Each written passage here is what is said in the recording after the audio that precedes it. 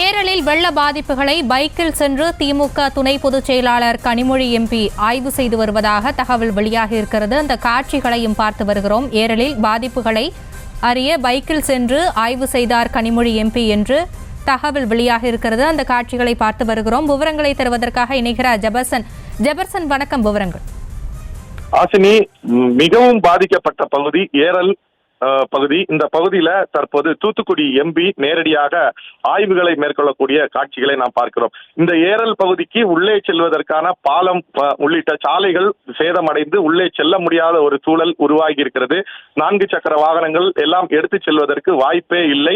இந்த நிலையில்தான் அங்கிருந்து படகு மூலமாக வந்து ஒரு பகுதியில் இறங்கி தற்போது 2 சக்கர வாகனத்தில் தூத்துக்குடி எம்பி கனிமொழி தற்போது ஆய்வுகளை மேற்கொள்ளக்கூடிய காட்சியை பார்க்க முடிகிறது.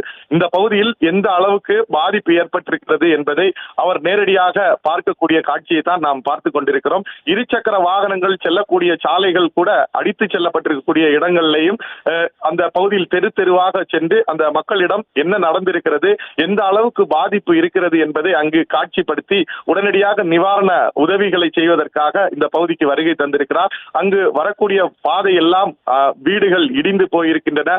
வீடுகளில் ஆங்காங்கே இருந்த கடைகளில் ஆங்காங்கே இருந்த ஒரு சில பொருட்களை எடுத்து மக்கள் வெளியே வைத்து வெயிலில் உலர வைத்துக் கொண்டிருக்கக்கூடிய காட்சிகளும் நம்மளால் பார்க்க முடிகிறது. மக்கள் ஆங்காங்கே தெருக்களிலேயே நிற்கக்கூடிய காட்சிகள் நம்மளால் பார்க்க முடிகிறது. காரணம், வீடுகள் முழுமையாக வெள்ளத்தில் சேதமடைந்து அடித்து செல்லப்பட்டு வீடுகள் முழுமையாக சேரும் சகதியுமாக போய் காட்சி அளிக்கிறது. வீடுகள் இருந்த பொருட்கள் அடித்து செல்லப்பட்டிருக்கிறது. அவருடைய வாகனங்கள் 4 சக்கர வாகனங்கள் உள்ளிட்டவை வெள்ளத்தில் அடித்து செல்லப்பட்டிருக்கிறது. இந்த நிலையில்தான் அவர்களுடைய நிலை மிகவும் மோசமான ஒரு நிலையை அடைந்திருக்கிறார்கள். இந்த பகுதிகளை ஆய்வு செய்வதற்காக நேரடியாக 2 சக்கர வாகனத்தில் கனிமொழி எம்பி இந்த பகுதிக்கு வருகை தந்திருக்கிறார்.